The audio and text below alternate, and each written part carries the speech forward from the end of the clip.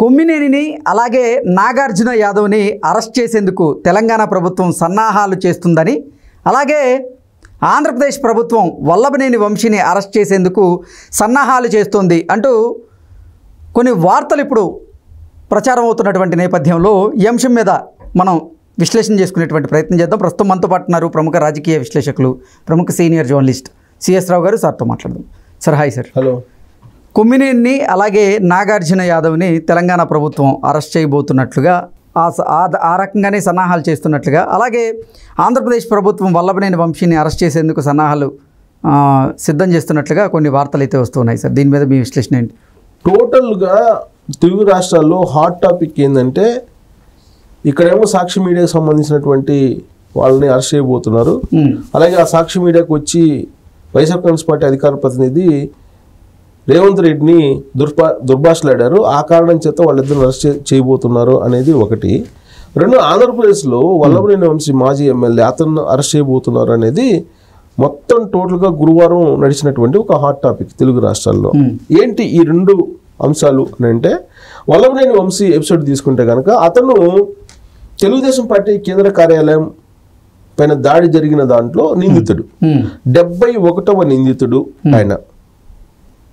So A71, accused number A71. దానికన్నా ముందు 70 మంది ఉన్నారు. ఆ 70 మందిలో 15 మందిని అరెస్ట్ చేశారు. ఆ 15 మందిలో కీలకమైనటువంటి వాళ్ళని ఎవరిని అరెస్ట్ చేయలేదు ఇంతవరకు. అప్పిరెడ్డి లాంటి వాళ్ళని కేంద్ర కార్యాలయం ఇన్ఛార్జిగా ఉన్నాడు, అతన్ని కానీ వైఎస్ఆర్ కాంగ్రెస్ పార్టీ కేంద్ర కార్యాలయం ఇన్ఛార్జిగా ఉన్నారు. వాళ్ళ తర్వాత జోగి రమేష్ ఇలాంటి వాళ్ళు ఉన్నారు. వాళ్ళని ఎవరిని ఇప్పటివరకు అరెస్ట్ చేయలేదు, చేసే అవకాశం ఉందని చెప్పి ప్రచారం అయితే జరుగుతుంది.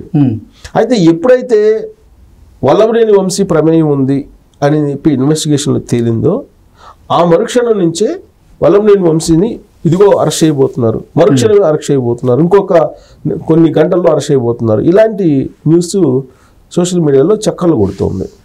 దానికి కారణం ఏంటంటే, ఆ రోజున తెలుగుదేశం పార్టీ కేంద్ర కార్యాలయాన్ని ధ్వంసం చేసినప్పుడు జరిగినటువంటి మొత్తం ఎపిసోడ్ని ఆల్రెడీ CCTV రికార్డుల్లో ఉంది. దాన్ని పరిశీలించినటువంటి పోలీసులు ఆ రోజు జరిగినటువంటి సంఘటన చాలా సీరియస్గా తీసుకుంది. కారణం ఏంటంటే, జోగి రమేష్ అనే అతను ఇచ్చినటువంటి డైరెక్షన్ ఏంటంటే, అక్కడ పార్టిసిపేట్ చేసినటువంటి క్యాడర్కి, వైఎస్ఆర్ కాంగ్రెస్ పార్టీ క్యాడర్కి ఎవరో ఒకరిని చంపేసేయండి, చంపేస్తే చంద్రబాబు నాయుడు వెళ్ళిపోతాడు, జగన్మోహన్ రెడ్డి పదిలంగా ఉంటాడు ఆంధ్రప్రదేశ్కి అనేటువంటి ఒక డైరెక్షన్ ఇచ్చాడు. అందుకే తెలుగుదేశం పార్టీ మీద దాడికి వెళ్ళినప్పుడు ఎవరో ఒకరిని చంపేయండి, పార్టీ ఆఫీస్లో ఉండేటువంటి వాళ్ళని ఎవరో ఒకరిని చంపేయండి, చంపేస్తే చంద్రబాబు నాయుడు వెళ్ళిపోతాడు, ఎలా వెళ్తారు అని ఆయన ఇచ్చినటువంటి డైరెక్షన్. వెళ్ళిపోతాడు, మనం వెళ్ళొచ్చు అని చెప్పి ఆయన ఇచ్చినటువంటి డైరెక్షన్. అందుకే ఇప్పుడు జోగి రమేష్ చేసినటువంటి వ్యాఖ్యలు ఆల్రెడీ రికార్డులో ఉన్నాయి, CC కెమెరాల రికార్డులో ఉన్నాయి. అలాగే ఇప్పుడు ఇన్వెస్టిగేషన్ చేస్తున్నారు. ఇన్వెస్టిగేషన్లో అనేకమైనటువంటి అంశాలు బయటకు వచ్చి ఆ రోజున దుమ్మి చేశారండి. ఒక రకంగా చెప్పాలంటే దాడి కాదు, దుమ్మి. ఒక పార్టీ కేంద్ర కార్యాలయంలోకి వెళ్ళి ఇష్టానుసారంగా ధ్వంసం చేసి, విధ్వంసం సృష్టించి, అక్కడ రభస చేసి, దొరికినట్టు కొట్టడంతో పాటు ఆస్తుల్ని ధ్వంసం చేసే అందరికీ తెలిసిందే. దాంతోపాటు జిల్లాల్లో ఉండేటువంటి అనేక కార్యాలయాలను కూడా వాళ్ళు విధ్వంసం సృష్టించారు. కేంద్ర కార్యాలయంలో అపారమైనటువంటి ఆస్తి నష్టం జరిగింది, ప్రాణ నష్టం జరగకపోయినప్పటికీ కొంతమంది ఆఫీస్లో ఉండేటువంటి వాళ్ళు ప్రాణ భయంతో పరిగెత్తుకు వెళ్ళిపోయారు. దాని మీద ఇప్పుడు ఇన్వెస్టిగేషన్ చేస్తుంటే కొత్త విషయాలన్నీ బయటకు వస్తున్నాయి. అప్పుడు అసలు కనీసం కేసు కంప్లైంట్ చేస్తే కేసు కూడా కట్టలేదు.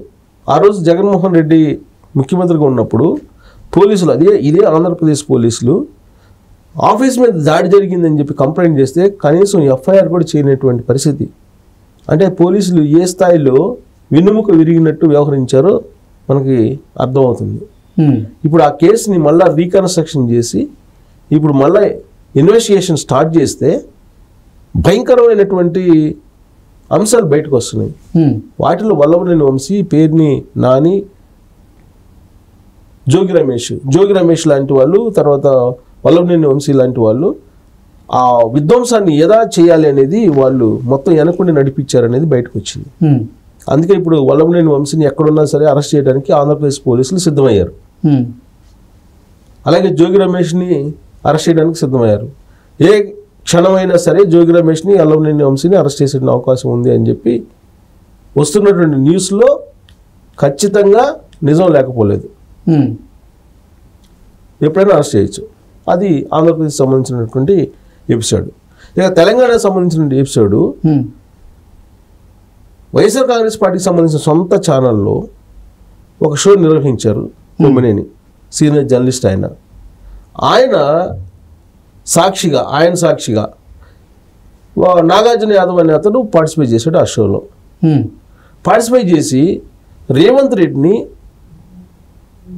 ఒక ఆఫీస్ బాయ్గా, అమెజాన్ లేదా స్విగ్గీ బాయ్గా ఇలా వర్ణిస్తూ అసలు ఆయన మాట్లాడినటువంటి మాటలు వింటే గనక రేవంత్ రెడ్డి ఈ పాటికి అరెస్ట్ చేయాలి వాళ్ళని. రేవంత్ రెడ్డి రేవంత్ రెడ్డిగా కాకుండా ముఖ్యమంత్రిగా ఆయన గౌరవించాలి. సరే, రేవంత్ రెడ్డికి వ్యక్తిగతమైనటువంటి ఫ్రెండ్స్ ఉండొచ్చు, లేదంటే పరిచయాలు ఉండొచ్చు, రేవంత్ రెడ్డి గురించి మాట్లాడచ్చు. కానీ ఒక ఛానల్లో అఫీషియల్గా మాట్లాడుతూ అసలు ఆ మాట్లాడినటువంటి మాటలు కనుక చూస్తే అన్పార్లమెంటరీ వర్డ్స్ని కనుక మనం వింటే అసలు ఇంతకాలం పాటు ఇంత టైము నిన్నప్పుడు జరిగింది. 24 గంటలైంది ఆ షో జరిగి. 24 గంటలు అయ్యింది, అయినా కానీ ఇంతవరకు ఎందుకు యాక్షన్ తీసుకోలేదు అనేటువంటి ప్రశ్న ఇప్పుడు కాంగ్రెస్ పార్టీ నుంచే వస్తుంది.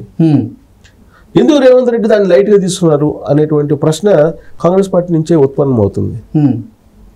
ఆ షో కండక్ట్ చేసినటువంటి కొమ్మినేని, ఆ షోలో పాల్గొన్నటువంటి నాగార్జున యాదవ్ని ఇద్దరిని అరెస్ట్ చేయబోతున్నారు అనేది ఛానల్స్లో, ఇవాళ మెయిన్ ఛానల్స్లో కొన్నిట్లో వచ్చినటువంటి న్యూస్.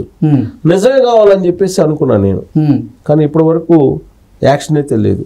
కానీ అరెస్ట్ దిశగా ఫైల్ మూవ్ అవుతుంది అనేది మాత్రం ఇప్పుడు కాంగ్రెస్ వర్గాలు చెప్తున్నాయి. కానీ ఇప్పటి వరకు అయితే అరెస్ట్ చేయాల.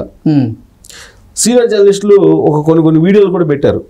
ఆ షో చూసిన తర్వాత జర్నలిస్టులుగా సిగ్గుతో తలదించుకుంటున్నాము అని చెప్పి కొన్ని 100 మంది వీడియోలు కూడా పెట్టారు. జర్నలిస్ట్ నాయకులు కూడా వీడియోలు పెట్టారు.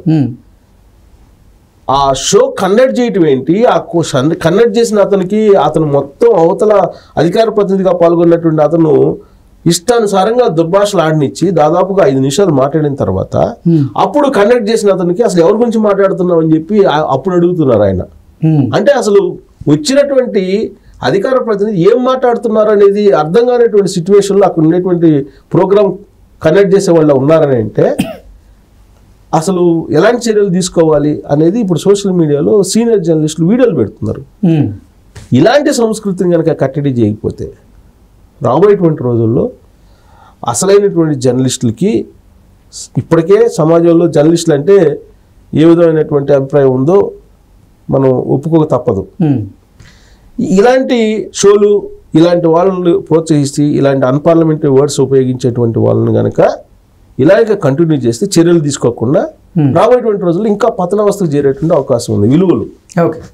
సో అందుకే ఇప్పుడు రేవంత్ రెడ్డి ప్రభుత్వం అటు కొమ్మినేని, ఇటు నాగార్జున యాదవ్ని ఇద్దరిని అరెస్ట్ చేయబోతుందని చెప్పి న్యూస్లో అయితే వస్తుంది కొన్ని ఛానల్స్లో. కానీ వాస్తవ రూపంలో అదేమి ఇప్పటి వరకు మెటీరియలైజ్ కాలేదులా ఉంది. మరి ఏం జరుగుతుంది అనేది. ఇప్పుడు అక్కడేమో వంశీని, జోగి రమేష్ని అరెస్ట్ చేస్తారని చెప్పి హడావుడి చేస్తున్నారు సోషల్ మీడియాలో. ఇక్కడేమో వీళ్ళిద్దరిని అరెస్ట్ చేస్తారని హడావుడి చేస్తున్నారు. మరి ఈ అరెస్టులు జరుగుతాయా లేదా అనేది మనం వెయిట్ అండ్ సీ.